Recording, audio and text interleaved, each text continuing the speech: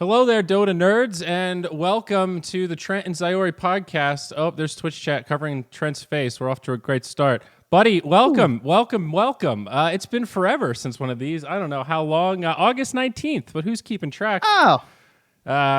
It's January 18th, 2022. Happy New Year, bud. It's been a while, and I don't know what spurred this. You sent me a message and asked how it was going, and I kind of responded, and I said, you just want a podcast, and then we'll catch up there, and you said, yeah, sure, that makes sense.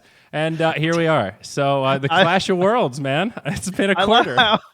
Your reaction, I'm just like, we should get a call going sometime. Like, I want to know what you've been up to. I haven't seen all this crazy shit you've been doing. You're like, we should just podcast. I'm like, content, baby. Who wants to just talk as friends when we can make it content and you guys can come along for the ride? When you frame it like that, now I feel kind of bad. Yeah, I keep telling everybody I don't have any friends left, and I think it's my own doing. That was a perfect opportunity to just have a nice friendly catch up, and here you go. But it is kind of how we do, and I do feel a little out of touch, man. It's hard to keep up with one game, let alone multiple games. And, I kind of get the headlines. I tweet about Dota like once every couple months now. And now I just get made fun of by my audience for not talking about Axie. So how the tables have turned, bud.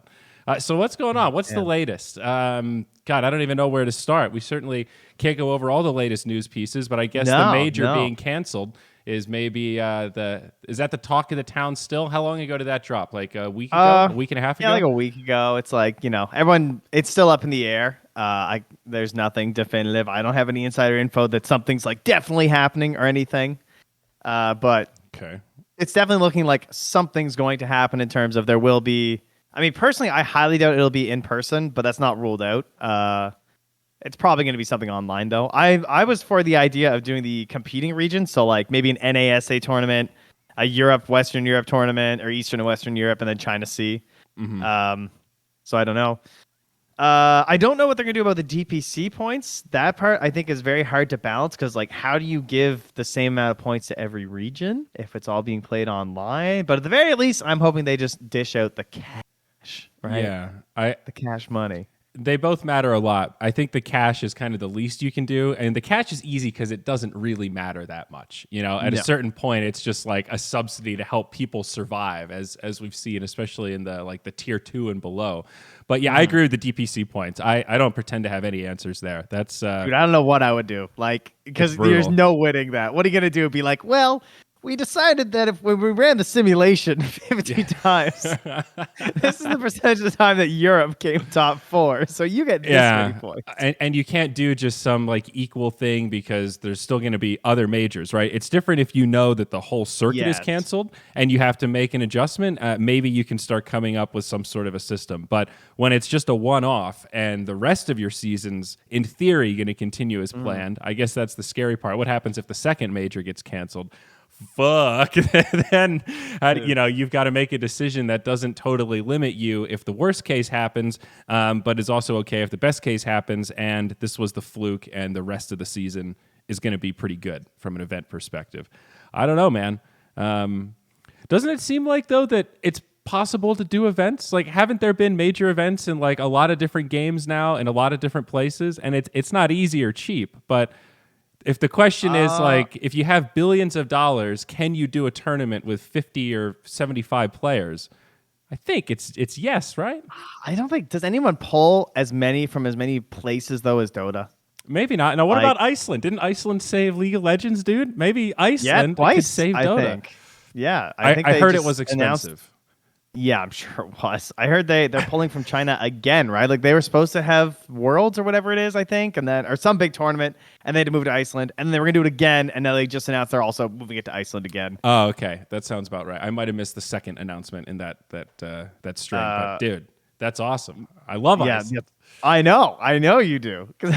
I keep seeing that you're going there. Yeah, it's all right, we'll go into Iceland after we finish on Dota. So yeah, I don't know. You might be able to make a good case. I don't follow the other esports close enough to be able to make a definitive statement about that kind of representation. But Dota is very global in that regard. Yeah. But yeah, I think doing it with a live audience is definitely hard. Again, possible in some countries or some states, I guess, but probably still tricky. And I understand why it might be hard to find an organizer that would want to assume the risk to do an event like that. It being possible and then being executable within, your parameters are two different things. So I totally get that part. I wouldn't want to run that event. No offense. No, I'd be out on that. There's like no way. There's way too many moving parts, and like this is you don't want that. Like, what are you gonna do about like China? Like they got stuck back in Romania. COVID wasn't necessarily. I mean, COVID was bad in Romania then, but it wasn't like, as transferable as Omicron is. And so, God, like, dude. Do you think China is going to leave again? Oh, yeah, that's a good question. Like, there's no way China, if they wanted to have this major in person, I guarantee the Chinese teams would band together and be like, listen, you canceled this thing once already. If you're running this major, it's in China or we're not going. Because, like, they're going to get stuck wherever they go. Almost assuredly. Yeah. No, you make a good point. That's I don't have a good answer there. But man, speaking of Romania, the one thing that I did listen to was the Cap and Joey podcast about him getting COVID and getting stuck in Romania. My God, that sounds terrible. That's miserable. A couple takeaways from that one. Glad I didn't get the J&J. Glad I didn't get my vaccine in December. It makes perfect sense. And it's just like, glad I didn't get COVID under those circumstances in Romania. Yep. I would have been scared shitless. I was listening to that podcast on a plane, just on the edge of my seat. Like, I've spent a lot of time with Cap. I have been to events in Romania with Cap and partied with him and had stayed up all night and hung out. Like, and he's a tough guy. Yeah, I feel like my mental image of him in the Romanian hotel room is exactly what it looked like. I can see him in the bathtub taking his temperature every 10 minutes. I would be doing the exact same thing. I'd be having anxiety attacks. Gosh, man, it's pretty intense. Like you said, Cap he's tough, dude. He's a fucking Marine. He doesn't fuck around. This guy's like, when he's knocked out and he's like, it's COVID, guys. Yeah. Oh man, that was so bad. Were you in Romania? Yeah, I went. Oh yeah, I did the whole thing, the whole shebang. When was that? What was the date? That was TI. That was October. It was in October. That's what it is. Okay, so yeah, we haven't talked since TI, dude. So, we haven't talked since August. Yeah, I did grand finals. So Really? With who? With Lyrical. We did. Owen has been asking to do a handoff for Game 2 and Game 4. I think he tried last year too, and this year he got the go ahead. So Lyrical and I did Game 2 and Game 4. So it was kind of like that PGL event where you and I cast one game of the BO5 finals. 1-1-1. Yeah. Okay, that I guess was the worst. The 2 and 2 makes more sense, where you go back and forth. Yeah. I think that's cool. All right, well, that's fun. Congrats. So how was it? Did you slay it? Was it just okay? What was the... Our games were... One of our games was good. One of our games was pretty bad, but it was good. It was good either way. Yeah, it was pretty slated. Wow. I did the day before. I felt like my cast wasn't that good, and I was like, oh, shit, this is going to be my last cast. That's kind of a bummer. It's like everyone else thought it was fine, but I thought I kind of screwed up some stuff. So then when I found out we were doing grand finals, I was like, nice, redemption time. So it was good. Wow. Yeah. No, that's solid, man. Congratulations. That's so cool. Yeah. Look at you Look guys at me making it. Easy peasy. All I had to do was just not get COVID. Slammed it. Suck it, Cap. Yeah, congrats, Warrior. I mean, that's I've been traveling a lot, and you've got to take a lot of tests across the borders, and I don't know if I'm just a tank or what's going on, buddy. I can't tell if I've had it so many times that I'm just completely inoculated, or I've actually done a great job completely avoiding it, and I'm genuinely not sure, because I've been to some parties. I've been to a couple after parties. Blows my mind. You're like, I swear to God, every week you were like, oh, I'm in Iceland, I'm in Spain. I'm back up. I'm in New York. I was like, holy shit, this guy is everywhere. Dude, we've got so much to catch up on. It feels so good to travel and not have to stress about events and be able to just go and like do normal work stuff, like scout venues and just have meetings with people. And now that I can work totally remotely, it's like I can go anywhere that I've got internet. So cafe in Lisbon, fuck yeah, dude, that's an 8-hour day right there. You just get loaded up on espressos, eat some pastries, and you're in there. So yeah, there's no shortage of crypto conferences and bullshit that people want us to speak at, because Axie's. It's like I said before, I wasn't like looking to get into crypto, but Axie was like so well positioned and doing so much cool stuff. It's like, okay, you're like the one thing in crypto that I would consider committing to full time. So it's cool to fucking choice there, bud. Yeah, you see, I'm at like 102,000 Twitter followers, dude. I was at like 30,000 when I started. 8 months ago? It's crazy. It's bananas. It's actually kind of hard to wrap my head around. It's a lot of pressure, though, dude. Being on the developer side, I'm not going to lie. This is a weird thing to say. I feel like I understand Valve more than ever before. I feel like the child that yelled at the literally what I thought I was going to ask you in this podcast. This is exactly the conversation I wanted to have. Dude, it's so real. It's like that whole no timelines and like the soon. Like, I get it. When you're kind of making stuff that like no one's ever really made before, you kind of don't really. It's just like someone made the analogy of a Tesla launch the other day where it's like it's fucking ready when it's ready. I don't know, man. We're just doing this thing. I don't know. I can't tell you. I'm sorry. And if that's a deal breaker, then I'm really sorry. But this is what we're doing here. It's hard in that regard, and just like little things have super big ripple effects. Like, I don't know if you saw any of the win trading stuff, but we had an issue with like there's like monetary rewards if you placed on the top 1,000 of our season. I saw all that. Yes. Yeah, so that guy was like streaming himself win trading, and he had done that before also, where it's like he had all these cell phones and stuff, and he was playing himself for free MMR. And that was intense, dude. Have you been brigaded by Filipinos? They know how to ruthless. They were taking out Thebe, and they were so. It was like it looked like the equivalent of like PewDiePie fans or something, where like they're just like they got their blinders up, and anyone who doesn't like their guy is the enemy, and they were just littering his Twitter, man. Yeah, it was wild. It was, I mean, you know, it's like going to die down and stuff, and you know that you're like kind of doing the right thing, but it's intense, you know, like being kind of the person who's in charge of making that call and like, all right, what do we do? How do we punish this guy? Do we punish this guy? And it's even harder when people have like real money tied up in it, and you're like, all right, let's ban his shit. Let's take his stuff. Like that's a tough call to make, even if you're in the moral right, so to speak. So I get why it's easier to just, no comment on a lot of stuff because once you start getting involved, like you get it on all sides. It's so good. This is like the ultimate retribution for everything Valve ever did. Everything we do, there's this full spectrum of like where's the rule book, Valve? From all sides. Yeah, dude. Any change, it's like, oh my God, why do you hate X, why did you try to take my money? Look, you buffed this thing. Why did you just gift power to all these people? It's so intense. The balancing is pretty hard. But now that's the great thing about building everything where, remember, eventually, like this game in a couple of years is going to be a DAO where like the players are going to own it and they're going to operate a lot of it. So like, a lot of this shit, it's like, all right, well, how about we vote on it? What do you guys think we should do? How should we punish Taxton? What, what would you do? God. And you guys are going to reveal how flawed democracy would actually be if everyone got to vote. That'll be the real end game for NFT games.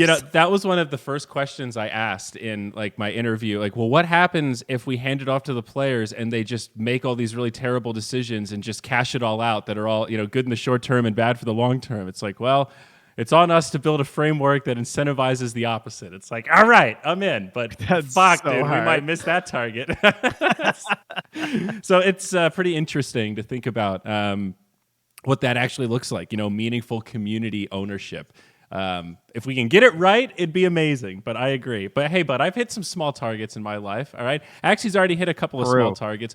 Dude, we never thought this shit was gonna happen. Seriously, like we thought we'd have like 200,000 users by the end of this year, or last year rather. We're at like 2.5 million or something. It's insanity. The numbers are staggering. They like The last before today and the $67 billion deal, the last time I looked at numbers in gaming and went, what the fuck? It was looking at the Axie shit. I was just like trying to wrap my head around those numbers, and I'm just like, I don't like seeing like the market cap or whatever, like the cumulative of just like how much people have spent on Axies is insane. Yeah. Well, and it's like, remember, we don't sell anything anymore. Like we sold the original Axies, but now it's just players breeding them and then they sell them to each other. So that's the tricky part. When you're not in a growth phase, there's like, the Axies keep breeding, but there's not always new people to buy them. So you have to like build, some Axie syncs, send your Axie on a journey. And I hear they're going journeying soon. Yeah, dude, they're going to go on a nice little adventure. We'll see what happens. A wagon ride. Yeah. Over to the farm, a couple shotgun shells. Oh, no, your Axie didn't come back. Well, imagine getting a letter from your Axie. You know, he's out at like a war letter. You know, sending a report from the front lines. Yeah, you know. That's I like that kind of storyline. It's like the elves in Lord of the Rings. You put them on a boat, the boat goes to this place, and then the boat just fucking never comes back. It's a one way. There's some island that just has all these crashed boats on it somewhere. Trust me, they're happy. Yeah, unlimited Axie food. So perfect. It's I can't even imagine balancing that.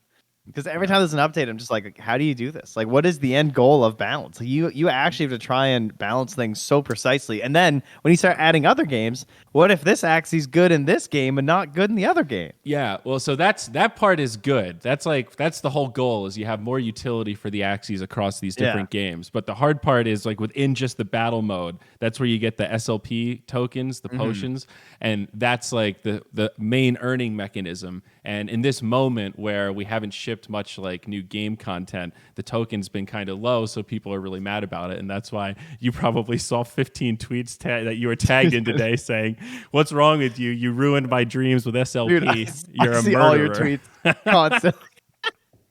They fill me with joy. It's like I get up in the morning, I drink my coffee, I do my Wordle, and then I just look to see people flaming Zyori. And I'm just like, Jesus Christ. That actually makes me so happy to think that like there's a Dota event somewhere where you guys in the green room like, hey, you guys want to see something funny? And you just pull up my most recent tweet and it's like, wow, that's a lot of engagement. And then you start reading it. It's just like, wow, that's really, man, these guys are aggressive. Yeah, it's it's complicated, and there's like a whole group of people. Well, this is sad and funny at the same time. I got to be careful laughing too hard here, but true. There are people that have invested in SLP on technical analysis, thinking that it's like a stock or like a governance token that has like a fixed supply and is sort of representative of the sentiment of a company. Yes, SLP is a game token, so like it's issued as people play the game. As like if I beat you in the arena, I get a couple of potions, and that's like what it gets created. So it kind of scales with the player base, and there's different ways you can like turn down the rewards, or like the adventure mode gives out a lot of SLP, and that's like a big place where it gets inflated and that kind of stuff. But ultimately, it's not the kind of token that follows like the market trends or whatever. It's really based on... Don't buy it alongside your Tesla. Yeah, it's based on the gameplay trends. So if you're just looking at the market like, wow, this token's down 30% today, this must be a buy. There's nowhere to go but up. It's like, no, it's a game token. So it all depends on the economy of the game. And if like, imagine if there was a point last year where the growth was so much, the servers went down for like 3 weeks and it was like barely playable and it was like super laggy because we were effectively getting DDoSed by our own users because we couldn't handle the demand. So we had to reallocate a bunch of people to, scale the servers and write a bunch of code and all this stuff. So like when that stuff happens, it's like the price goes up because nobody can play the game, so the token's not being minted. But that's not real, right? That's just some short-term shit. So if you're just a random speculator, again, on technical analysis, some people got really hosed, like betting on SLP, not really understanding what it was. So that makes a lot of sense. Yeah, so now they'll tweet at us and say, like, this is unfair. You just give it away for free to people who play the game, and I'm an investor. And it's like, well, yeah, but you invested in something, and like this, it's not designed for that, man. God damn it. I am empathetic of, I was confused by some of those tweets. That makes a lot of sense. Because I saw some people who were just like, clearly they'd never like even played Axie and they're angry about the price. And those are people like they should have bought AXS tokens. That's really what I think they were like. That's the sentiment of Axie. There's a fixed amount. Most of them are locked up. It follows a very kind of clear tokenomic structure. SLP is like the Wild West of play and earn like gaming models. So it's it's wild trying to handle all these players. No one else has done it at this scale yet. So we're working on it, bud. It's a live experiment. It's a big challenge, but I think like the next game, the next version of the game becomes this big breeding event that that drives the demand, and then people will have to break the new meta and all this stuff. And I think that's what a lot of people are stockpiling for. We're in that weird point where people know it's coming, so they don't want to spend their resources to make Axies now when they know they're going to want to make them for another purpose in however long. Soon. Dude, that's crazy. Yeah, it's actually it's so hard to even just wrap my head around. I know that was such an information dump. I feel so bad. There's a bunch of people whose eyes glazed over. I know. Because like I read it all. Like I've actually read a ton about Axie, and I follow it fairly closely, especially for someone who doesn't play at all and doesn't really have an interest in it. I just find it interesting because you're like running it, obviously. Yeah. So it's a good time. Yeah, it is cool from like a technical point though, this like esports for everyone thing where your username is like your wallet and bank account. So like imagine the TI open qualifiers where after you win maybe the first or second round to prevent intentional throwing type stuff, you start accumulating a prize and every round it goes up a little more. And at the end you just get paid out whatever like prize money you earned because it's all it's blockchain, dude. You just push the payment button and it goes. Like it's there. That's pretty cool. Like if you could pay 10% of the participants in something on the scale of like a TI open qualifier, that would be incredible. That'd be a crazy change. Yeah, and you guys are throwing a ton into esports stuff too, right? Like the all the grants and everything. Yeah, because there's like there's a play to earn fund that when you look at like the AXS, not all of it just gets sold in the ICO. That's only a part of it. So there's a fund like for play and earn or play to earn that's just like there for in-game rewards and tournaments and stuff. And now that AXS is worth so much, it's worth like I don't know $1 billion or something. So yeah, we're covered on prize pools. Yeah, well, you know, it fluctuates, but it's a shitload, so it's pretty solid. So yeah, this is the second grant. I think it's like 7,500 AXS right now. It's worth like 70 or $75, so it's like 500 grand, give or take, over like 5 months in prize pools and a little bit of expenses for third-party tournaments. So it's pretty cool. One step at a time, trying to. You know, I think there's a lot of inspiration from the Dota model for sure in terms of enabling third parties and allowing like those business models to exist where Valve subsidizes prize pools and then the like PGL owns some of that IP or like DreamHack. You know, it's like now hear me out. What you do is you sell these esports events digital tickets and you let them put items on it, you see, for their Axies. And then you don't take them away. I had this really innovative idea for a thing I call Axie TV. Now, let me I mean, it's like some of that stuff is just, it's amazingly innovative. I mean, Dota really was like a leader. I remember, I've said it so many times before, but like the Summit 1 happened because of that model where we could build, like back then you could have the compendium, you know, that digital compendium. And you could, like with the second one, we did the voting through it where you buy the compendium and then you vote for the team that you want to see for the redemption. And they were the last team invited. Like that kind of stuff was pretty cool. And it drove a lot of money and made the tournament big enough that the teams actually gave a shit about it. And we took some of that for expenses to like cover the flights and the hotels. And it made a big difference because then BTS, it's not like we had a big investor and we just showed up and we had an entire studio. We had to kind of buy it in pieces. So to do that event, we had to buy a shitload of production gear as we went along. So it was a huge investment. Like the company was all in on that stuff, and it just wouldn't have been possible without that extra income. I'm pretty sure that we still got paid out of that Dota Pit Season 3 ticket when we did South America for them. Because that was a big chunk of change. I'm pretty sure that one ticket probably funded their payment for that DPC and that land they did. Yeah. Yeah, that's God, that's something. It's crazy to think about how much money some of those early ones brought in. And Dota Pit was always very ahead of the curve with that. So if it was Dota Pit and DreamHack, they were the big two. And Dream League, I think, were the ones that kind of like, so and Star Ladder, they were the ones that started getting us a little bit in hot water with like the big promises and the like kind of shaky deliveries, I think, if I'm not mistaken. But Dota Pit also was historically very lucky with patches.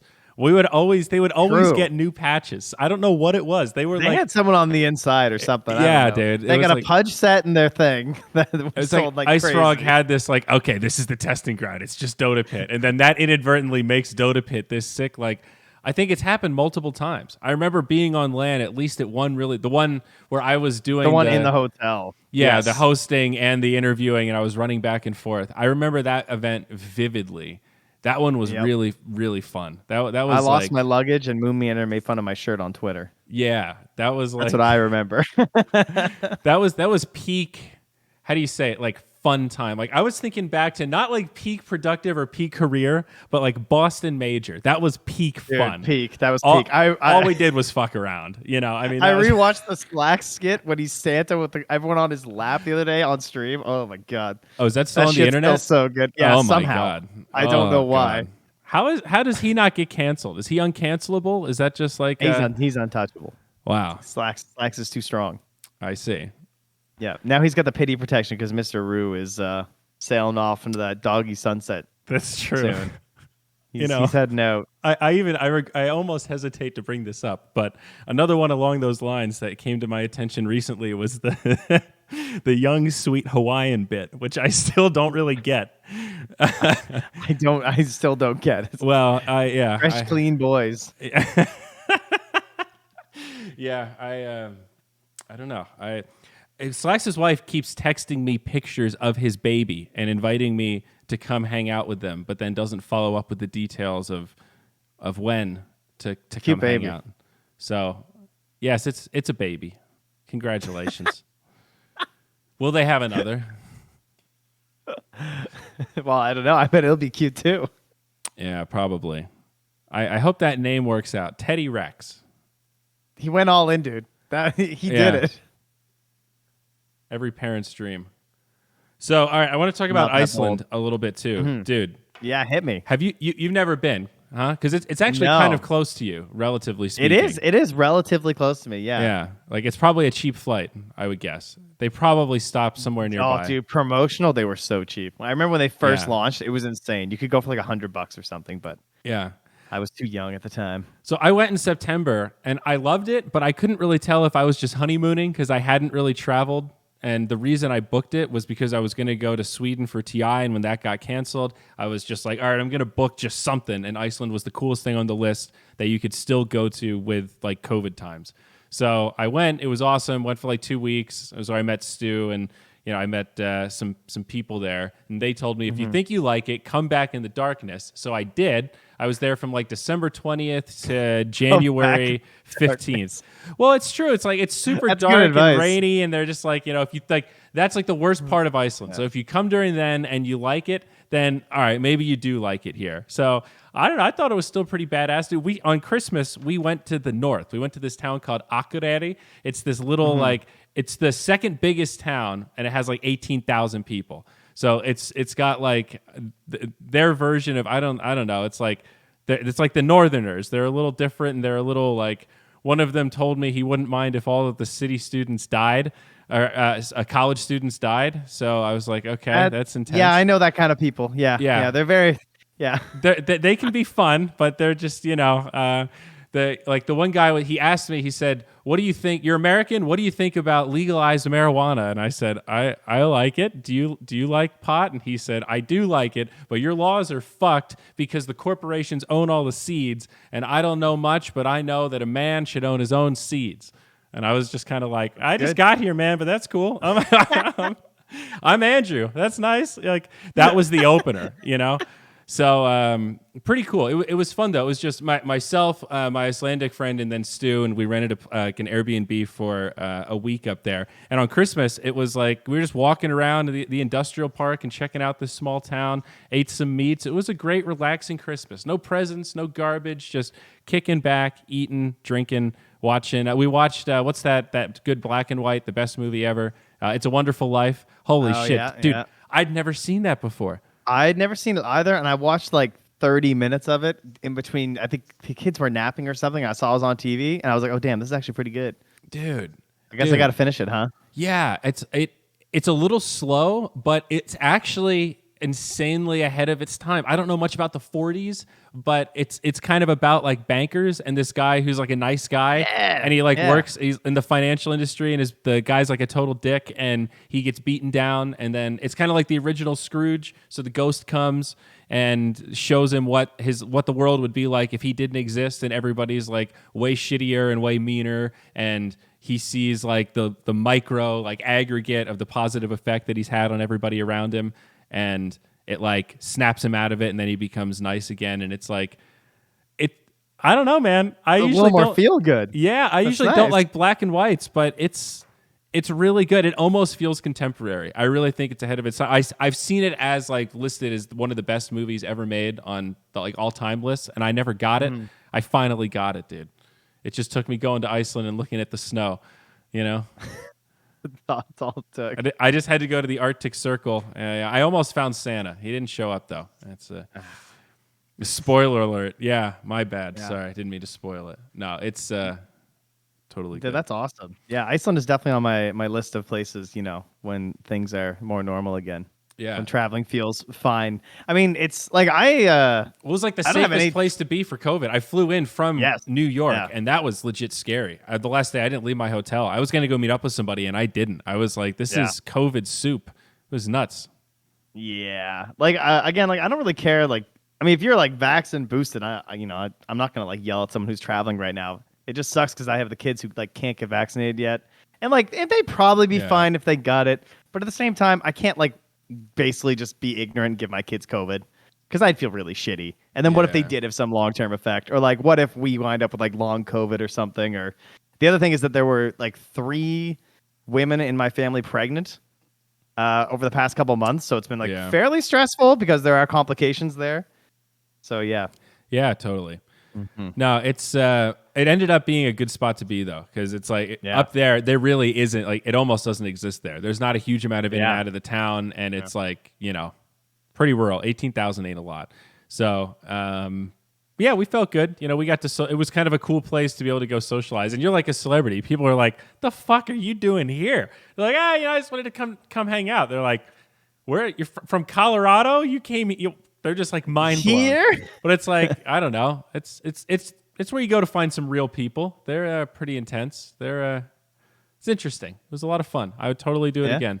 They Christmas hard in Iceland, dude. We were in Reykjavik on Christmas Eve, and it was really fun. It's like being in a fucking Dickens novel for real. There's carolers. There's people outside selling like coffee and food. And Were there little children sliding on their dude, feet in the ice? Yes, 100%. And if Did Michael Caine go by? dude, he might have. It's insane. The bars are open. Everyone's drinking holiday beers. There's people walking around with shots. It's like a whole. It's amazing. They really embraced it. We went to the hot tubs in the north in a blizzard. It was like here we would call that a blizzard, and we just went in to the public pool. It's wide open. There's all the hot tubs. There's kids throwing snowballs at each other, then jumping in the hot tub. It was, dude. It was amazing. I'm really glad. It sounds like you had a very good time. They winter hard. I really like it. I'm enjoying it a lot. I'm definitely gonna go back, and I don't know. I'm unsure if like moving there is really strategic, but I think I'm gonna continue going for these sprints and kind of see how it treats me. It's I didn't have much luck on Tinder though. I did try to do some dating, and they're very apprehensive to meet foreigners. I thought you'd be like fucking gold there, because don't they have the apps to make sure you're not related? They do, but it's like so I mean, well, tourists have a bad rap. There's like 2 layers to the society. There's like the tourism layer and then the Icelandic layer. So if you don't speak Icelandic, like my friends can help me get by, but on Tinder the ladies are not impressed when they're like, "So you don't live here?" They're like, "All right, Shuby, yeah, you're just trying to hook up." So it's like hard. You have to break through the tourist layer, and that's a little bit tricky. And COVID made it harder too. That made people less interested. So anyway, it was all right. In the north, they kind of had this like at first they didn't really know what to make of me, and then probably we went to somebody's birthday party. It was like in an attic where this guy he collected books, so it was an attic full of books. It was incredible, dude. It was seriously central, dude. It was. And so everyone's just we're listening to music, drinking beers, and maybe 45 minutes in, I made some kind of like self-deprecating joke about wearing dresses, and it killed. Everybody starts dying laughing. And one of them was just like, "Why do you wear those clothes?" Or something like that. And I basically said, "I don't give a fuck what you guys think. I'd be wearing this regardless of if I were here alone or if you guys are here or not." And they were like, "That's fucking awesome. We just assumed that because you were American, you were just wearing that for attention. But now that I know that you don't care, that's fucking awesome, man. You're cool as hell." So like, there was like this weird moment where I think they thought I was a like douchebag. a Disney movie where you finally fit in. Yeah, they realized like, oh, okay, this guy's self-aware. That's cool. Wow. So I you like put your hair in and you were the hot girl all along. Yes. Wow. Exactly. I fit right in there. Happy ending. Yeah. So I don't know, man. It's just a cool, and I like that it's wired up. Like I used to think that we worked remote, man. But we don't. You're tethered to the studio. You're stuck there. It's like you work from home, but you're not really remote.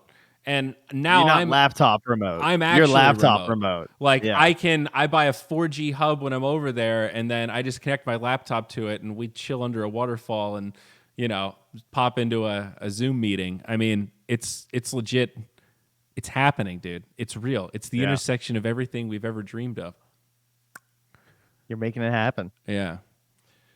So how about you? Are you feeling good? You still doing the old Dota grind? Is it treating you well? Is it the same old game? Is it Yeah, Dota's good. Not gonna lie. Dota's in a very good spot. I'm having a good time. Casting's going well. I actually played a game today and yesterday, and I won both of them. Did you? Yes. I went Nectar on Spectre, and I went first item Meteor Hammer. Are you? I went first item Meteor Hammer, dude. How about that? That's old. No one's been doing that. That probably caught them off guard. Yeah. They were probably just like, what is this shit? And they're like, nobody expected that's actually still good. Yeah. Yeah, well, I guess there's like a calibration thing. So, your first calibration game, you're definitely not getting the best of the best. So going Meteor Hammer Spectre is a perfect starter. Yeah. Good thought. Yeah, no.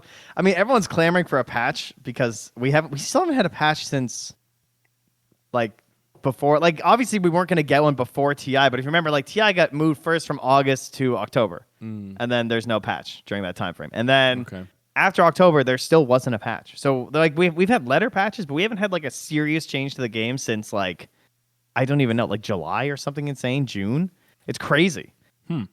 That is, like I it's guess actually getting insane. The recent Dota cadence, that is a pretty long time. Yeah. Like I thought that I seriously thought TI was going to end and they were going to slam down like the biggest patch ever because it had been so long, like with the big delays on TI. But I guess, those delays are kind of because everything's in crisis. And so they still have to fix all the crisis. And in the end, the patch wasn't ready. I mean, to be fair, the battle pass is pretty good. Like the Agnum's Labyrinth is a very big event. So I get how that took a lot of manpower. Do you have any idea of how many people play it? Like what percentage of the player base is into the Aghanims thing?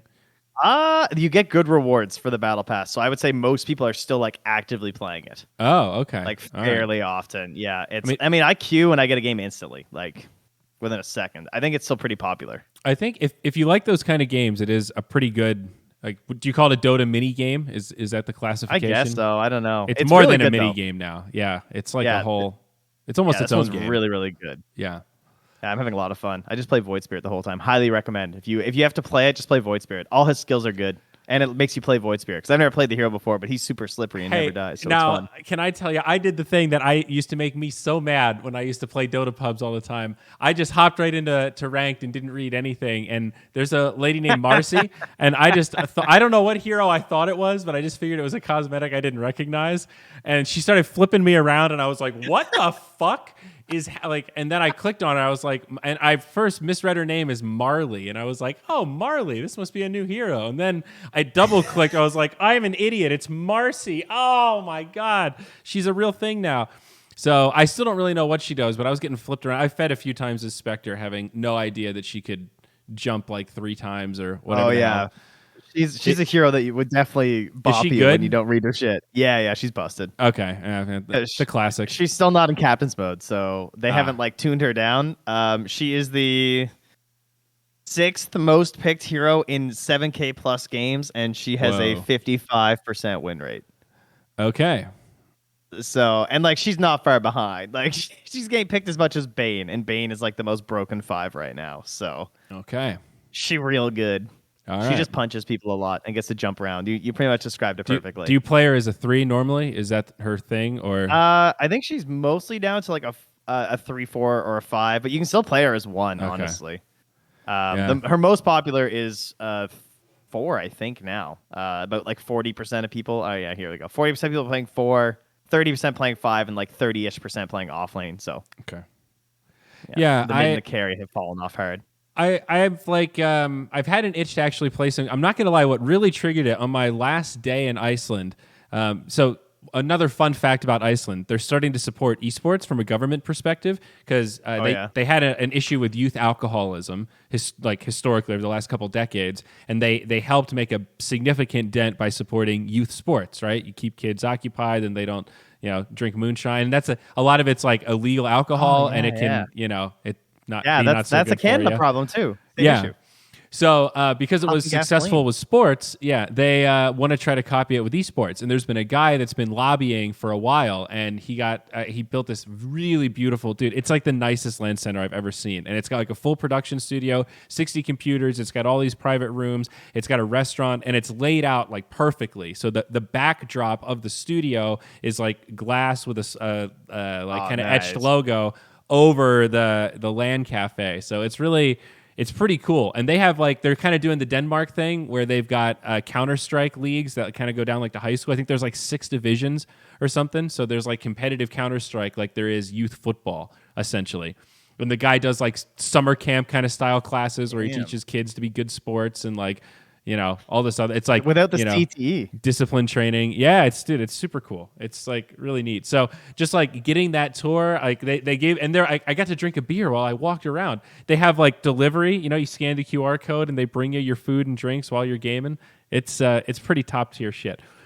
That made me want to play some games, and I realized like that Christmas to New Year's week was supposed to be my like off week where I wasn't going to do anything and totally relax and reset. And that was when the wind trading thing happened. And that was like 100% my department to deal with. So that was super stressful.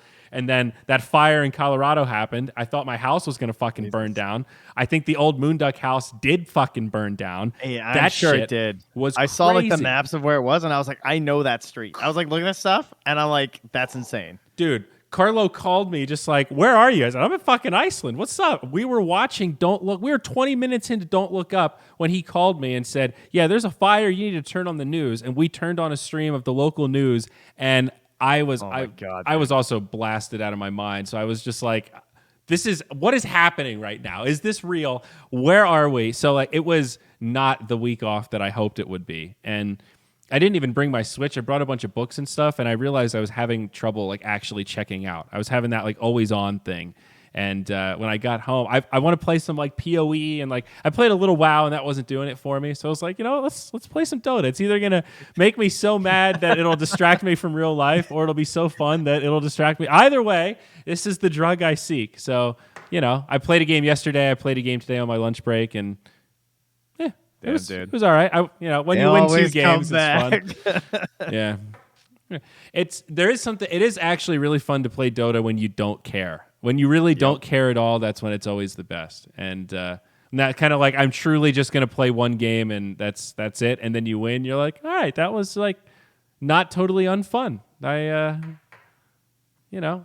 especially when like as you said, things actually haven't changed. There hasn't been a patch since I last played. So. Just like my second game, I played Underlord. He's still Underlord. I went Atos first, still rules. And I still smashed a PL because he couldn't do his little jump when you see pit and then you Atos and then he gets stuck in the pit again. Then what's he gonna do? Dude, it's genius. I know that cocky shit walks up. I just Atos him, smack him, he's dead. Oh, it was great. I'll ping you if they buff Dazzle. I don't know. He seems pretty good still. He's just not getting played. He seemed fine. Dude, somebody picked him. I got recognized in the first game I played, and somebody picked him on my team, and I played Spectre and my Dazzle. It's great with Spectre. You just go hard, and you get graved, and then Dispersion just...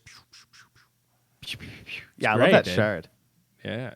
The Dazzle one or the Spectre one? The Dazzle one. The Dazzle one where it hexes everyone who you hit with your Shadow Wave. Yeah. That one's actually cool. So insane. Why does that exist? I don't know. It makes me want to play some Dazzle. Like, how overhead shards? Half of them I look at and I still just go like, I can't believe this is a thing. Like, why? Yeah. And some of them are still so broken and some of them are so bad. Hey, what was Tinker kept giving me this shield? What was that all about? Where does that come from? Oh, were you gone after Tinker got reworked? I don't know. I probably wasn't paying attention. Tinker now has Defense Matrix as one of his basic abilities, and he also has another basic ability that just gives him boots of travel called Keen Conveyance. He just has those. Else. So I thought he had consumed a shard or something because he had all these extra abilities. Oh, yeah, I was so confused, but he didn't have a shard. He has extra abilities now. That's a thing. Yeah, we're just giving heroes 6 skills. Yeah, you get March of Madness, March of the Machines from the shard now. So he doesn't have to buy Boots of Travel anymore. Correct. Yeah. He doesn't buy them. It's pretty weird. Is he good? He is considered one of the most annoying and best heroes in pubs, but he is not picked in pros. He was on my team earlier, and he felt good. I just ATOS'd people, and then he blasted them. And he gave me... So he just gives me defense matrix? That's why? That's stupid. That's dumb. Yeah. I don't know. Come on. Yeah, so people tried playing was like an offlaner that was like an Omni Knight style where you would just like jump on people and shield them. Yeah, get the And it was fuck pretty outta broken. here. It was good. And then... But then everyone's like, oh, wait, Old Tinker's just the most broken way. Because the laser became AoE, and it's that stupid AoE pure damage, so you can farm Ancients with it. So what people do is you stack the Ancients to like 5 or 6, you smoke so they don't move when you laser them, and they just stand in a circle, you laser them to death. Jesus Christ, dude. That's like stupid. That's like the new Necrophos. It literally is. That's so dumb. That's so cheesy. And how often does the laser bounce? Is it just 3 times, or does it? You have to have the Aghanims for the bounce still, and it's I don't know what the yeah. But if you don't have to buy bots, then oh man, poor you. You have to, so he has to buy some items. Okay, gotcha. What, you have to buy blink Ags and a soul ring or something? Oh yeah, it's only 1 bounce with the Ags. Oh, okay, but still, so nothing too crazy. Wow. Oh yeah, it's pretty comical. How tuned. That's everyone still hates them, So most things are still the same in Dota, to be fair. Wow. So I haven't missed much, I guess. No, there'll be a big patch soon-ish.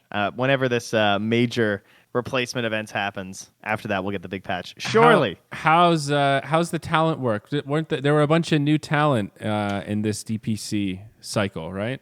Am I crazy? Aren't there some people covering D2 that weren't covering DPC stuff before? Oh, yeah, probably. Yeah. Like, oh, probably. Those peasants. I mean, I wouldn't say there's like any new names, but people are casting that like... Because I don't know, I guess I would be someone who knows most of the tier 2 scene, I would guess. So like there's not a lot of surprises to me. I didn't recognize a couple of the names when I saw it announced. I was surprised. Somebody like linked it in my Discord, I think. I mostly just talk to T Panda. He's my main guy on the sidelines. He's been doing the grind. He's been on like he has. He's in a lot of regions. Yeah, I don't know how these fuckers do like 3 regions, dude. I'm like an all-in kind of gal. All right, I want to do 1 region. I want to do the whole fucking thing. All right, I want to host every single game because then I remember it, and then at the end I can make these sweeping statements. I hate watching replays, man. I'm not a VODs guy. I can't go back and watch the VOD and pretend it's like the real thing. All right. I got to watch it live and then it sticks. I know myself. That's fair. And I know if I watch 20% of 3 regions, I'm going to come in like a deer in the headlights like, hey, who are these teams? This isn't Viking GG. And it's not good. I can't keep it all straight. I got to keep my marbles in one bag and then I just put both hands in the same bag. That's then they talk about one game and you're like, oh yeah, I didn't know they did that. They're like, you cast that game. And you're like, oh wow, I don't know. I've been all over the place. You're like, it just blends. Yeah, I like to be able to dive in and feel the identity of a region. So hats off. I like T Panda. I think that guy's a straight shooter for upper management right there. Yeah, he does. He's got the chops. SA and Eastern Europe, just like I'm doing. So I usually catch him doing like the Division 2 before mine. I'll be like waiting to see when his games are over. Dude, I think he's like 6'7" also. He's really tall. Freaks me out. A lot of tall lads up there. In my head, I picture him as this small, wiry guy, and that's completely wrong. He's like this big. I can't wait to go to Finland and hang out with him. I'm sure you will. Dude, we're gonna you'll be up there soon enough again already, I'm sure. Dude. I'm preparing myself. They're Dr. T Panda. They're too intense with the saunas, but They really try. are. Yeah, I'll pass on that. I would pass out in there to be more accurate, I suppose. I know my limits. I'm not. It's just like how I ski. I'm not trying to impress anybody. I'm glad we did that one time. That was good. I made the most of my trip to Denver. I would love to do that again sometime. It's totally true. And the Bearcoats, the first round just came in. The Polars got the first round of the Polars got shipped out. Yeah, the supply chain shit's been all jacked up, but the Bears are a reality. The Bears are super real. So I want to see Carlo grinding, hitting the slopes. Yeah, the Instagram's pretty good. I'm excited. What the fuck? See, this is the Axie shit. Trent, somebody just donated 50 or gifted 50 subs rather. Yeah, that is Axie stuff. Holy Thanks, moly. Axie Player 1. That's so generous. Very nice. Well, congratulations, Trent. You probably just got a sub. I think I dodged it. Don't worry. It's okay. That's I'm not good. an Axie player, so I Congrats. didn't deserve it. It's all right. Yeah, well, I don't stream as much as I used to. I was doing this series like Axie Tuesday. It's just like an interview series. I saw that, yeah. Oh, yeah, that's right. Today's Tuesday. No wonder they're here. Well, it's like Thanks, Axie player. Yeah, and I'm going to be on Axie Chat in half an hour as well. So that's why that was the whole idea of Axie Tuesday. I was like, oh, this can be Axie Content Day because this is when our main podcast is. And then that podcast set up this like Axie content block where they have a lead in before the podcast and a content like piece afterwards, like a streamer. So yeah. I tried to do something in the morning to hit the Europeans. And I was like, I don't know, the last event I was at with one of my bosses, he was like, why don't you just do that content on the Axie channel? It's like, well, I was just trying to get proof of concept and make sure it didn't suck. He's like, yeah, but now that it doesn't suck, it's kind of weird that you do it on your channel instead of the company one. I'm like, all right, boss, you got it. So fair point. Yeah, in the process of dressing it up and like getting the overlays made and stuff. And it's, it's cool to have those kind of resources. Like, yeah, dude, whatever you need, just fucking hire the artist. Just giddy up. That's pretty fun. It's I've spent so much of my esports career bootstrapping, dude. Speaking of best events ever, let's for real. What event? What Moonduck event is your number one? Let's do two things here. We'll go number one Moonduck, and then number one all time you and I together, and then number one just all time like Dota talent related. So Moonduck first. What's your number one Moonduck event? Probably the hub that we did at the Moonduck house. I remember that was just really funny. I just remember that hub was fucking great. That very first it was like one? Wasn't it like the Kiev major or something? It was some random major. It wasn't a TI qualifier, I don't think. It was one where we were competing with BTS and someone else or something. And it was just weird. It was just a good time. I just remember it was a funny event. I don't know what in particular, but I just remember there being a lot of funny moments. Maybe that was the one where we had all the moments with like the dinosaur and shit. So this is the Kiev Major Qualifier Hub by Moonduck. That's the one with Blake Martinez and Brax. And is that the one where the shit happened with me, you, and Sunsfan and the dinosaurs, or was that a TI hub? No, I'm pretty sure that's the one. This is the one Sevi was there. Yeah. This is it. This is the event. Yeah, that was my favorite one. So I think we did two hubs. One of them had Nahaz. The other one didn't. This is the one without Nahaz. Because Nahaz was there for TI qualifiers, I think. But either way, that was a good one. I don't know. I feel like that was a great time. And then that or Midas mode is also hard to. They're both really good. That was going to be my answer. I think Midas mode won. And even though like my specific role in that event, like I remember it pretty vividly for how terrible and mad I was for most of it. But that's part of what made it so amazing of just like this wild self-produced like. Wait, wasn't that the one where you were going out and you would just play Spotify in your rage? That was no. I was playing that Auto Battler mobile game, Lineage 2. It had launched like 2 days before Midas mode started, and it was like one of those pay-to-win mobile games. And I just put $50 into it and was just my character was slaying hard, dude. I let out all my rage on that pay-to-win mobile game. So the reason I was so aggravated is because that was when Midas mode 1 and Captain's Draft 4 were in like the same quarter. So we did Midas mode on Thanksgiving. And then we did Captain's Draft like a few days after New Year's. So that was insane. And like at the time, I thought Moonduck was going to fail, and I thought we were going to lose like $300,000 on those events combined. And I was afraid that I was like Sunsfan wasn't going to pay for the debt. And I was like, I was regretting all my life decisions at that point. I really thought it was all going to come crumbling down. We didn't sell any sponsors for Captain's Draft 4. We sold Red Bull for $50,000, and that was it. There was nothing. That was such a crazy all-in time for us.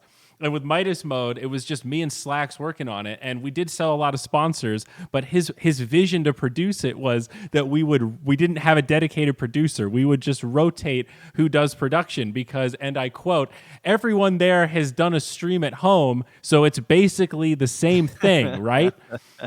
And I tried to explain to him how that just doesn't work, and like for an event like that, you need quality control. And I had to really bully my way into being like, dude, I have to. I don't want to do this, but somebody has to do this, and now we don't have a person to do this. And I built it on the production pants. Well, yeah, and it's like I built production the tights setup. as it was. Remember, we built the setup in my living room, so it was one of those things where we really needed to either loop somebody in. It wasn't easy to hand off. It was. And I slept on your floor. Yes. Oh my God. Yeah. That was and such a Mr. great Rue ate my homie event. retainer. Yes. And my bite plane thing. That was Yes. Yeah, that was good. And That's definitely the one that I remember the best. We had some great bonding moments too with Brax and Mott, and oh man.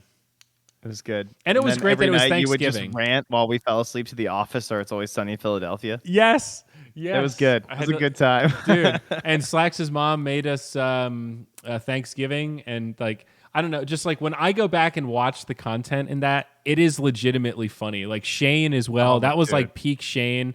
All those. Shane, peak Mott. Yeah, yeah, exactly. Mott was on like another level. Like some of that shit was just so funny. Like the mustache and the zooms. Like, dude, the production was perfectly shitty. Vape break.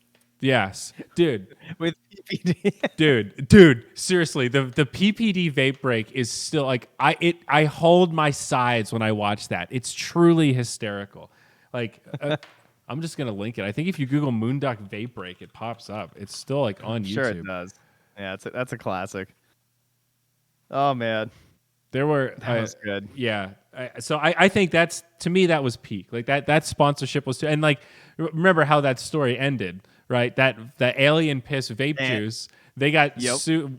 The stream was so popular that somebody that worked for Skittles was watching and saw that one of their products said on it, "Taste the rainbow," which is the copyrighted Skittles like slogan.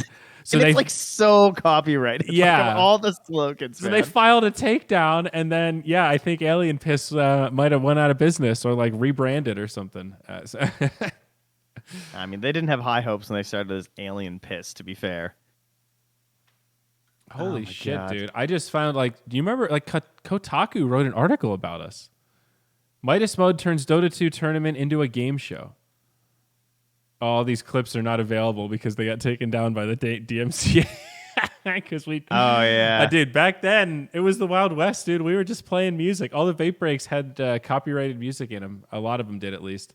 That one, the gas, I put your foot on the gas, anime music. That shit was like, copyrighted to all hell, but really hysterical. And the game mode completely broke when they all started randoming. Good times. Oh God. The tournament that we did that also makes me laugh was when it was when we did the fucking podcast in Silvio's office. Or like, what are you guys doing? Podcast? Okay. That was so good. I never felt more at home in that moment. And we were like, are we being too loud? He said, no, but we are leaving. Like, all right, see you later, Silvio. We'll be burning it down in your office. And then we opened. Was that a major? It was. It was the PGL major, right? I think that might have been actually the Bucharest minor. Oh, is that what it was? It was a minor? Yeah, you're right. It was Bucharest minor. And me and Red Eye opened the fucking show. And I just remember we were just like, all right.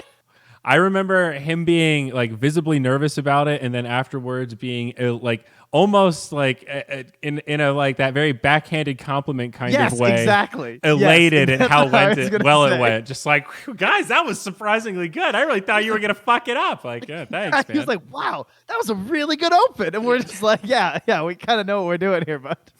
Why do you think they put this together? Yeah, that was really funny, and that was a weird. That was a fun event, but a weird one.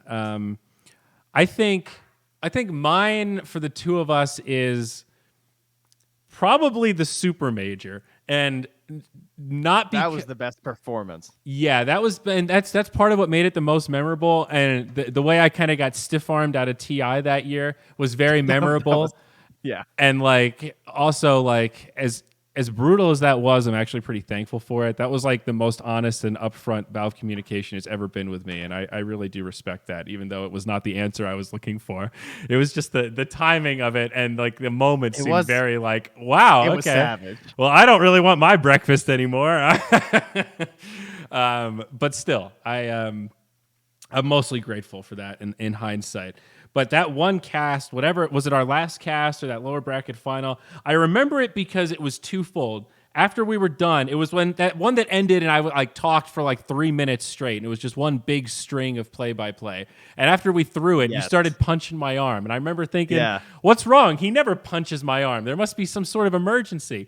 And I remember being in such a daze from like being that into it. I was like, I didn't even know what happened. And you were like, that was insane. You just you were almost like at a loss for words. And then it was like kind of starting to kick in. And we grabbed our stuff. And as I was like turning the corner, Sheever had just finished the panel and she walked by with her notebook and she was just like, dude, I never say this, but that was fucking like, that was the best shit I've ever heard you do. And I've been listening to your garbage for a long time. It's like, whoa, that's like it was like such a crazy, intense, like genuine compliment, especially when you're all like, there's always that adrenaline rush right after you come off camera and stuff. So it's just like, that was such a surreal moment where, and the reason it was so memorable is because Eternal Envy said to me once, it was like that bonding moment I had with him after the Summit 2 when he hung back in the Blog Boys era and he wrote that blog and he let me proofread it before he posted it. And we played a pub together and he carried me and we won in 18 minutes. That was like a really real bonding moment that I had with him. And one of the things he said to me was that the best Dota that you play are the moments when you completely lose yourself in the game and you don't hear the crowd, you don't hear anything, you forget that you're even there, you're just like in the game and you're not thinking about what do I need to do next, you just know what you're doing and you're just feeling it, you know, like you kind of like almost reach this nirvana of game state. And I think that's expressive of his like, you know, motif of like when the games go to that, like, all right, it's been 90 minutes. Shit's fucking crazy. This guy's buying a blink dagger. I don't know what's happening. You know, like he loves that chaotic state because it gets him into that Zen moment where he's like, nobody can think about what's happening anymore. We all just have to be fucking present and react to what's happening now to this crazy, unprecedented, chaotic shit. And that's what that game was. Like, like he said that and it's like, yeah, I kind of cool, man. I hear you. That's neat. And then you have that experience and you're like, fuck, Eternal Envy is some sort of a visionary, man. This guy gets it. He sees it on that level. So anyway, I digress, man. That was like no, that was sick. That was true. Yeah, I remember that vividly. I can remember that exact room we were sitting in and shit too. Yeah, that was the one where he made Reddit where it was like, meanwhile at the Hawaiian Major, because I was wearing that flower shirt and I think you had the flower tie. Do you remember that? Yeah. So it must have been Virtus Pro versus Optic. Maybe I'm trying to find what game it was. I don't even know. I can't find it. It was definitely lower bracket, but it was good. Oh man, that was good. Yeah, it must. I think it was elimination because I think that was a big part. But it was good. I remember that. Because it must have been late. It was definitely late in the tournament, and I just remember it was like an insane cast. It was so good. All right, it was good. I think I found good the 20. Reddit thread with the picture. Yeah, that was the China Major. I think that was the same as the Super Major, right? It was when we were China do Super Major. Yeah, the prep for TI. Oh my God! All right, God. Is it a quality photo? Are we looking good? We're looking something. That's for sure. You're making a great face. That's a good one. That's a classic right there. Let me see. Do I have a screen where I can show it real quick? Mahalo. You're the top comment in the thread. Are you serious? Yeah. Your top comment's just mahalo. Oh my God. All right. I'm trying to find a screen cap here. Oh, here it is. Okay. There you go, folks. That's what I used to look mahalo like. And I put surfs up. Oh my God, you're right. 4 years ago, the real Zyori. Mahalo. Don't let people tell you how to live your life. You wear that shirt with pride. Zyori looks like he's on a singles cruise, and Trent looks like a bank manager. Yeah, I like that one. That's a good one. Surfs up.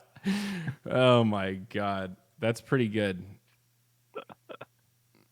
Wow. Oh man.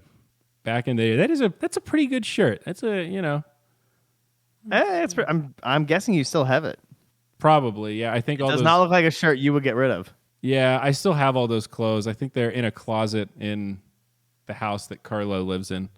So I don't I don't want to get rid of them, but I don't really wear those kind of shirts anymore. I've moved on to a different look. Huh? Yeah, you found it. You're all good now. So what's your number one all time? I don't know. That might be our shared moment. Might also be my number one all time. That's definitely my number one all time casting moment for sure. For us, not even close. Like, is there anything even close to that? No, I don't think so. I mean, we had like good casts otherwhere. We've had some other good places. We've had some like, good that was like panels peak. and yeah. That was like, that was like you could have been invited to TI. That was like they already made the invite to TI. They saw that, it was like, okay. Fuck. So my most proud moment, and not directly with, although it is also with you, so it is also us, just like overall, is the Captain's Draft 4 Phil panel. I knew you were going to say that. Dude, I still reference that. That thing is like, it is the talking point. It is such a good, like, it's such a good proof of concept of everything we believed in with Moonduck. Like the founding thesis of Moonduck of like low overhead, remote shit, content is king. Let's go where other people won't go. Let's actually be edgy. Let's fucking do this thing. Grassroots. Arr, arr, arr, on 3. And that is, especially because, again, seeing the setup behind the scenes, I remember so vividly how tired Slacks was and that he was sleeping at a table with his head down and somebody just poked him on the head with the microphone and said, "You got to get out there. It's the Phil panel." And then like we just went out and he did it. It's like the magic happened. That was pure magic. That shit was just unscripted, amazing, true. God, in hindsight, that could have went so poorly. Yeah, and Jack being on the panel too. Of all the times to have Jack like roped into something, it makes me laugh so hard to see him like all dressed up as a fucking founding father as well. I made that crack about how I used to laugh, how I thought Slacks was the biggest idiot ever, and then he went in the mic. "Now you work for me now, bitch." That was actually, you're right. I need to rewatch that. There are some 10 out of 10 gold moments in there. "Now you work for me, bitch." "Now you work for me, bitch." I was like, oh my God, Slacks, please. Yeah, God. Yeah, the trophy when I ripped up the paper and throwing the confetti on Puppy. That's a good one too. Yeah, your face in the background there it's just perfect. Yeah, it's amazing that Secret was there. I wish we had recorded some of the panels too. I remember Carlo moderating panels and taking questions for Puppy. That was fantastic. That was. Oh my God, it was so cold. It was so cold. It really was. It really was. I think we never would have got teams back to another major after that anyway, so it's probably for the best. Although, for real, I should probably say that my all-time was actually casting TI, because this is actually a good Zyori trivia fact, because most people think, like, I've cast a lot of TIs. I've actually only ever been invited to one TI. I've attended 6 of them, but I've only actually been paid by Valve to be there as a paid hired commentator once, and that was TI 5. I went to TI 4. I went to the last TI that Ice Frog did send out the invite, so I did get personally invited by Ice Frog on Skype. That type. And yeah, I cast just the group stage, and that was the one where they didn't invite Dakota, and then they did invite him at the last second after there was some public outcry, and then him and I shared a caster slot. So everyone else did group stage game, or the early games, and Dakota and I each did half as much as everyone else. So they clearly were like, fuck. We should have invited Dakota instead of this guy, but we already invited him, so he did cut his hair. So, all right. Yeah, we'll cut his games just like he cut his hair. He did? No, oh, no, I hadn't yet. Fuck. Oh, jeez. They were trying to give me the old snip clues. Yeah, so, I should say TI, but it was like, I had more fun at TI's years where I wasn't working, like where Betway paid me to like go do interviews and stuff. Like, I don't know. I don't know. That TI was weird. It was like bittersweet. It's like weird when it was just very clear, like, fuck. And you're just sitting. The cool thing, I did get to cast on the noob stream with Purge on Secrets Elimination game. Yeah. So I did get to cast a game from the main floor of TI in the stadium, not with my voice over the speakers, but like in that environment where people are going apeshit. That was cool. I remember just screaming into the microphone like, "Secret is eliminated!" and just like freaking out because the energy was unlike anything I'd ever experienced. So that was cool. Maybe that is my true number one. That's because like that filled like Key Arena venue, and like TI5 was the second Key Arena, I think. TI4 was the first one. So like that place jam packed, and everybody like, dude, that was that was electric. That was some serious esports energy shit right there. Well, you know, post-COVID, we'll when they have it back at Seattle, I have to go. Fuck, dude. You'll have to go. I know you'll go. I would like to. I mean, now I can always say that I'm doing research for events, you know, at TI. I mean, this is like hey, there's investors at TI, baby. It's true, actually. If for esports networking, TI is like super legit. And dude, we're talking to orgs that you would like.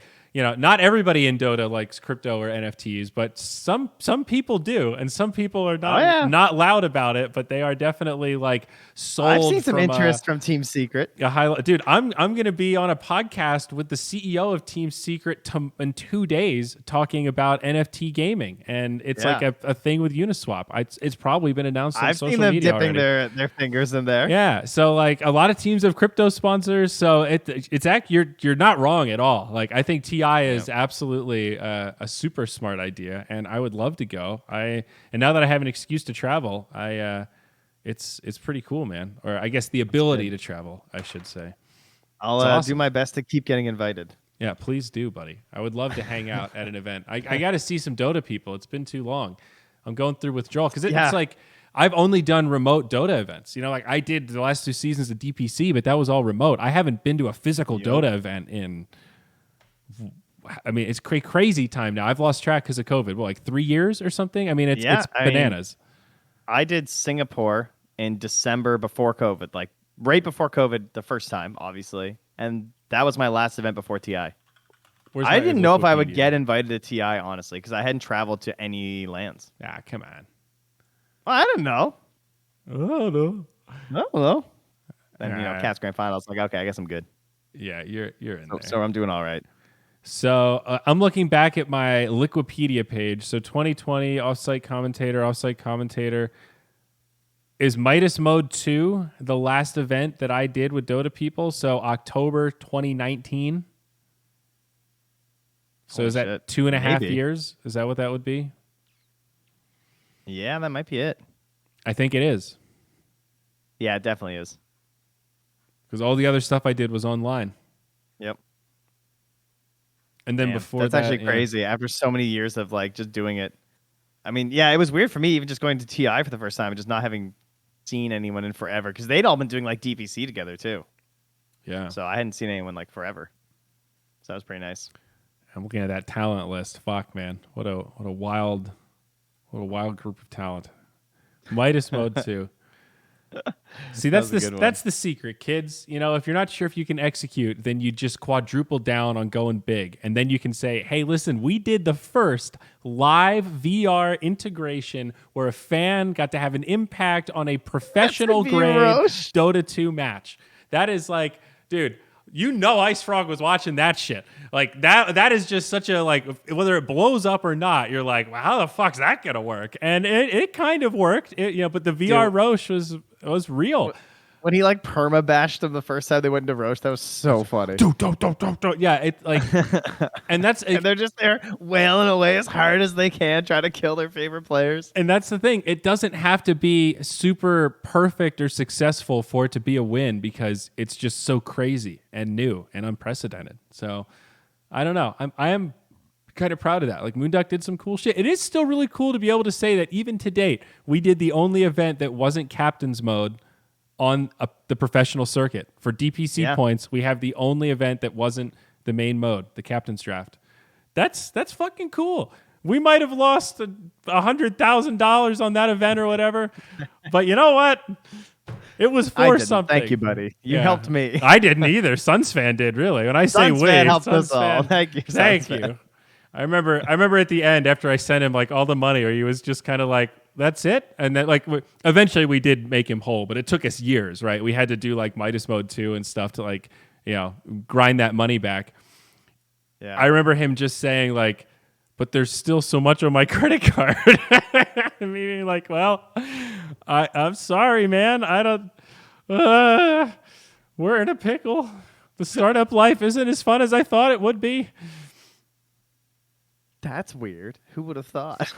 Yeah, but yeah, I got offers after TI about like asked what I wanted to do, and I basically just said to everyone, I would like to work remote for the first season, definitely, and then we'll see moving forward. But now with Omicron and shit, like I have been offered the ability to do all 3 seasons remote from home. So Wow. there's a chance that that happens for me. Mr. Big Stuff. I'm the grand Mr. finals. Big Stuff. Yes, yes. GI I pulled that thing as fast as I could. I was like, I want the money, and I want the not leaving my kids. You gotta lock it in, dude. You gotta lock Yeah. it in. Yeah, it's I locked that shit down. So it's good. yeah, we're oh, you probably don't even know. I'm having another kid. Oh, really? Number Wow. 3. Wow. Can't stop. Can't stop. Won't stop, baby. It's a lot of peas in that pod, man. You're gonna have a whole Dota team, and you have like a dog sled team. You got a whole like you've got a volleyball team already, so that's great. Congratulations. Penis. You know, I'm trying to find a girl here. We're doing our best. Ah, I see. Well, I don't know. Just pray for me. Pray for me that it'll wind up being a girl. Yeah, That's I don't know. need, you know, I'll send you. Let me just try and get the balance. I mean, I don't want to send you too much of my feminine energy, but I'll spare what I can. Okay, either way, we'll be fine. Yeah. It's all good.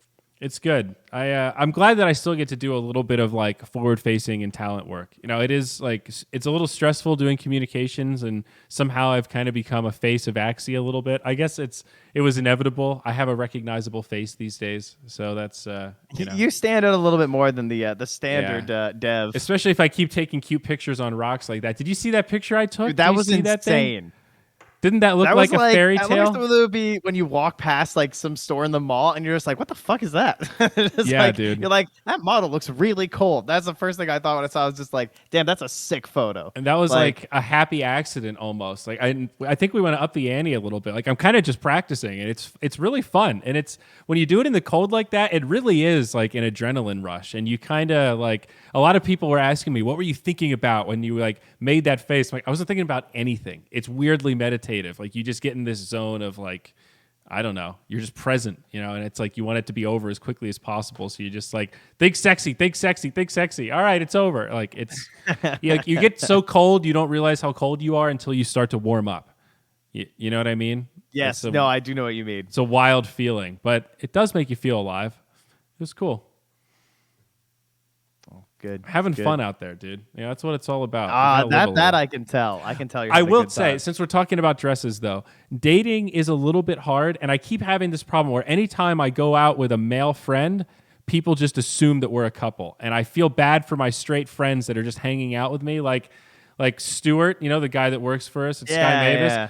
Hey, if we just go get a beer as buds, like, you know, we on New Year's Eve, a couple of bears did come up to us, like legitimate fucking bears, and they were very nice, but they were very like, hey, Pearl guy, what's up? Oh, hey, non-Pearl guy, what's up? And they were telling us all about the gay bars and like all sorts of other bear activities in the area, and it was adorable, but like, you know, total misread of the situation. And yeah, I don't know, man. I need to signal to women that I'm interested, even though I'm wearing women's clothes. I need like an I like women label or something. It's a real struggle. Like I said, I more feel bad for my friends. I don't really care that much because I'll just say something about it, but I feel bad for the folks that aren't as outgoing that just get roped into my fucking I have a gravity, dude. You just get sucked into my vortex. It's tough out there. Yeah. Oh, that's all right. Yeah, what are you gonna do? What are you gonna do? So where are you flying off anywhere else soon? Nope. Or any plans for travel? I'm trying to chill out a little bit, but you know, like most of our company is rooted in Vietnam. That's where all the devs and the product team are hanging out. So we do want to do a big team building thing in Vietnam as soon as we can, and we're hoping that like that will open up sometime pretty soonish. So that might be on the radar. I think I'm gonna fly home for a family birthday for just like a quick like long weekend in North Carolina. And to the compound. Yeah. Go check out the fam. How is the compound, dude? Is it like? Yeah, it was in progress. It's a compound. It's a thing. It's a giant structure. It's cool. My whole family is just like recongregated from New Jersey to North Carolina, and they all said they weren't going to move close to each other, and they all live like they found a small town just like the one we lived in New Jersey, and they all live on opposite sides of the same town, and I'm like the black sheep that's like, I'm not coming to North Carolina. Sorry, guys. So, yeah, I'm trying to visit as much as I can I can. It's good. It's fun. It's good fun. That's comical. But yeah, it's funny how like it just talk about gravity, man. But outside of that, no. I do want to actually like that game Eve Online. Mm-hmm. So like they're developers based in Iceland, CCP, and they do Eve Fan Fest, and there's one coming up in May. And I've never played Eve, but I met one of the guys from CCP, and they seem like just a really cool like game studio and like a really cool group. And I would love an excuse to go back to Iceland and be able to go like attend an event. And they just announced a thing about NFTs as well. I Did saw it they? on Steam. Yeah, it was on Steam. Well, I used to play Eve, so I still get their little updates sometimes. There was some notice about them selling or some thing with NFTs. So they're getting in there. Now's your time. Yeah, they're it's cool to talk to somebody too. Like he kind of had the same vibe with Dota, where he was just like, yeah, it's a hard game, hard to get into. Like the UX isn't great. I'm like, yeah, it's if you've never played, I don't know if I would start now. He's like, that's what people say about Eve too. Like, okay, we got something. That's true. That is definitely what I would say about Eve. Yeah, but it's also a very, very good game. Yeah, I wish that I had started playing just a little bit though, because it is. I feel like I don't have the context to understand the gravity of some of the cool shit. Like it's easy when they go, yeah, look, $10 million was destroyed in this battle, but like it'd be cool to actually understand the details of it a little bit more and a more. Apparently, the last time I played it, I only played for 30 hours, and I played longer ago than 2014, so it was a very long time ago. Wow. I would have been I was like first year university was the last time I remember playing it. And I just remember getting a ship and trading stuff, and then someone tried to kill me, and then a big guy came and saved me. And then he gave me all the loot from the guy trying to kill me. It was hype. Wow. It was like Buzz Lightyear just coming in to save me. Whoa. It's a good game. That's wild. Yeah. It was like the equivalent if you were like a WoW low level and someone just saves you. That's That's cool. what happened. There was a rogue trying to gank level 5s, and then a bigger guy came out of the shadows. I and love saved that. Me. Yeah, that's amazing. I do have to roll out before too long, but I did want to ask. Smash is on its way, right? Because like Nintendo actually just like acknowledged that Smash is like a thing and it's competitive. Like Melee might actually be a thing that is going to get future proofed if they embrace it for what it is. Is that? I mean, am I right? Must have figured out at this point that Melee can't die. It's. Do you know what? I'm so confident in Melee. I bought a GameCube, a Melee disc, a CRT.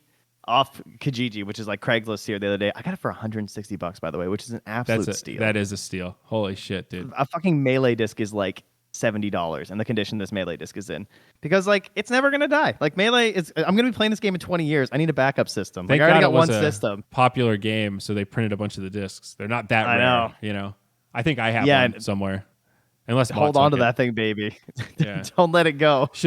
I need to diversify my investments. I've got too many NFTs. Should I start like stocking up on Melee discs? Just order a 10 pack? You really should. That's not a bad idea. Okay, you know what? Now my brain's tickling. It's recognized by Nintendo. They're sponsoring that tournament series, and then a big major just got canceled because of COVID. But Ludwig, the famous streamer man who recently moved to YouTube, still loves Melee. So now he's running a 30K online tournament. Next weekend too. Wow. Just for NA. That's cool. I started playing Peach in Melee a little bit because I got tired of Fox Dittos. Peach is hype. That's pretty cool. Look at you. Yeah. Look at you branching out. Man, look at me. Things really are things change when you go around, Whew. you know. Dude, I'm having another kid. I'm learning Peach. I'm sure you saw the news today as well. Fucking Blizzard Activision getting bought by Microsoft. Honest to God, that number just blew my mind. 70 billion. Billion. That comparison people were using of like Disney bought Star Wars for $4 billion. It's just when you put it into that perspective, that's insane. But it is a lot like Activision Blizzard. That's a pretty wide. Like I kind of get it. And sports Call of Duty, like it's so much beyond just like the financial value. It's like okay, if they wanted to actually compete with Steam, this is like a serious stepping stone. I mean, I think so. And they said like in the announcement that it's like metaverse targeted. I think it's more of a play against Meta, like Facebook and that giant. Because don't forget, Facebook has a big gaming wing. That's like a huge part of their like operation. So I actually kind of think that it's I don't know. It'll be interesting to see how all this shakes out. Like And it's interesting because Blizzard was in such shaky territory, and now it's getting lumped in. It's like it's just like the way they did the mortgages. You know, you get a couple AAAs, you get a couple Bs, and then just dump an F in there, and you mix it together, and it averages out to like double A. I gotta rewatch that. The Big Short, dude. We watched it over Christmas. It's so fucking good. It's classic. Basic. Yeah, I don't know. You're not wrong though. I don't know. The best thing, I mean, if you're still playing WoW, like you said, I feel like this is gonna save the shit out of WoW. Like, put WoW. WoW's definitely going on Game Pass. Is there any question about that? Oh, I think you're totally right. Yeah, they're gonna put that thing on Game Pass, and they're gonna pump up the microtransactions. They're gonna bundle it all. Yeah, definitely. I think they're gonna try to unify it. Get the money in the game, not from subscription. It's either going to work out really well or it's going to be a total disaster. I'm not sure. And it's just like with NFTs, it's like, I think like 90, 95 maybe even % of crypto is hot garbage. So like, yes. While I do believe fundamentally like NFTs and like blockchain can really help shit, most people are fucking it up and not doing like anything useful with it. So like, dude, let me tell you, there is no slander of you on my watch. If I ever hear anything about like NFTs and stuff, like, oh yeah, and sorry, I would do that. I'm like, you listen to me here, you little shit. So I already believes what he's doing. He knows the garbage. Because one time I saw one of your Twitter things where like some guy was asking you a question and your response was like, listen, man, if you look at this and you see how expensive this is and the price is going up, well, maybe this isn't the time for you to get into Axies. I'm like, realist motherfucker right here. This is why. Yeah. This is why. Like, it's too rare. It's sad that that's like a rare trait in the crypto space. And that's like... Yeah, it's cool. Like I definitely found a tribe of people that are, very aligned, and there are like a lot of really smart people that are coming into the builder side, and it's great, and hopefully that will help create some of the exodus of the garbage. But there's a lot of new games coming out on the old blockchain, and I think a lot of them are going to be. I heard some stat that something like 1,000 new games get made every month. Just like in general, like that's how much like video games get funding and come out, and a lot of them make enough money that they're kind of worth it, even though you've never heard of them, just like on app stores or to targeted regions. But a lot of them just totally flop, and it's actually insane the amount of games that are created and the amount of resources that go into pretty shitty games that nobody really plays in mass and just kind of like go under after X amount. Like Lineage 2, that game that I was playing, you can't still play that shit, dog. It's done. It's over. You just paid to win a game that ended. You bought a book, you read the book, and the book was done. And that book had microtransactions, and it was glowy. Okay.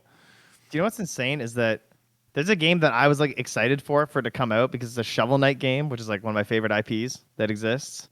And it's like a puzzle game. And I was like, wow, this looks like it's going to be really good. And like, it probably sells well on Nintendo. It came out on Steam. It came out, when? December 12th, December 13th. All right. Its average players yesterday on Steam was, it peaked at 17. What is that? That's got to be like a typo or like a broken API. Nope. 17? How much does it cost? Nope. Like nothing. It's been averaging like 30 people a day for like, I don't know, months. And it's like a good game. It's not expensive. It was like $30 or something or less. Okay. I mean, that's still like a game, but that's crazy numbers. I think what's kind of crazy to me is that there's just so many games. Like I never would have thought that a game of a recognizable IP by a respected studio could be on Steam and just no one I know plays it. Yeah. Everyone I talk to has never even heard of it, and I'm just like, yeah, it's a really good game.